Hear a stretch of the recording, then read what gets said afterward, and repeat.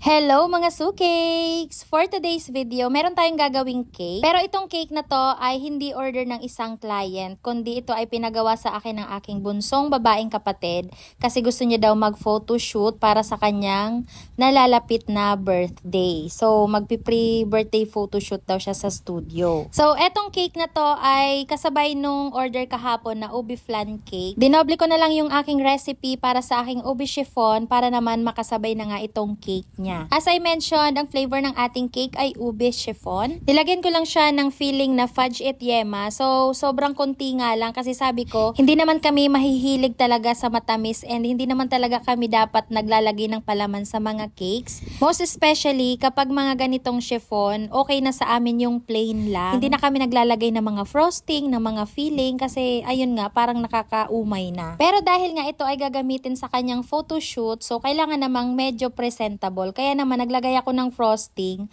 Kaso nga lang, yung una kong nilagay na frosting ay hindi ko nagustuhan kaya in-scrape ko ulit. Nagmukha kasing mas lalong pandak at mababa yung ating cake kasi yung ginamit kong unang piping tip doon ay yung 1M na malaki. Kaya naman ayan, pinalitan ko siya nung 1M na maliit. Medyo umokay siya kasi medyo maliliit lang yung pagkaroset ng mga bulaklak. Hindi ganon kapandak tingnan yung ating cake. And kung mapapansin nyo, yung ating cake ay medyo madami-daming crumbs dyan sa ibabaw kasi nga hindi ko na kinapalan masyado yung frosting since nga hindi naman kami mahilig talaga kumain ng icing. So ganyan lang talaga yung design niya, very simple lang and marami lang siyang butterflies dyan sa gilid and naglagay lang tayo ng mga drudges plus yung kanyang candle. So ayan, samahan nyo kaming pumunta sa studio. So dito nga kami napadpad sa Gypsophila Studio bandang Banlik area dito sa may bandang Walter Mart, Cabuyao. So yung una kasi namin dapat napupuntahan ay sa Cabuyao Bayan.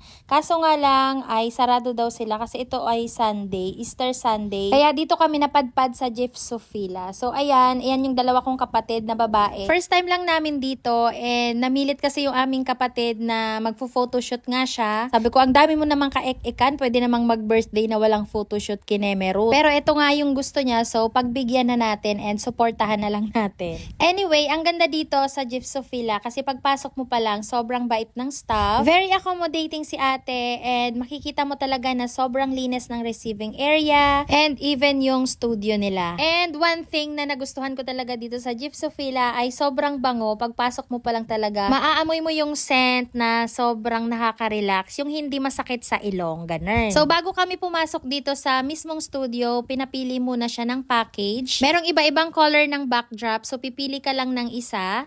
And ayun nga, ang napili niya ay yung parang cream lang. So sabi ko, yan na lang cream para litaw yung kanyang color ng damit and yung purple niyang cake and number 22. Ang in-avail niyang package ay yung solo lang. Bali, ang inclusion nun ay 20 minutes self-photo, tapos merong isang digital print, tapos yung lahat ng na-take mo dyan in 20 minutes, isi-send naman yan sa email mo, yung soft copy. So dito, meron na din silang mga props like yung balloons, mga shades, mga sash, mga flowers, mga chairs and tables. So, ayun, gagamitin mo na lang siya. So, ikaw na lang talaga bahalang mag-post. Pero mas maganda kung meron kang kasama kasi siya yung taga-pindot ng shutter kapag ready ka na. So, ayun, parang may remote lang siya. Tapos, pipindutin lang kapag okay na yung posing mo.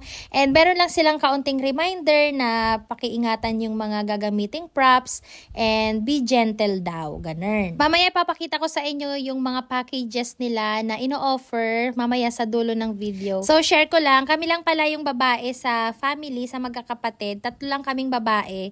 Yung ate namin ay wala pang asawa, pangalawa ako. And eto naman si Abigail ay pangalawa sa bunso. So, siya yung bunso sa aming mga babae. So, ayan, malapit na siyang matapos dyan. Tawang-tawa nga kami kasi sobrang dumi na ng talampakan niya. Hindi na nga nagchinelas kasi para mas mabilis daw yung posing niya. So, ayan, tapos na.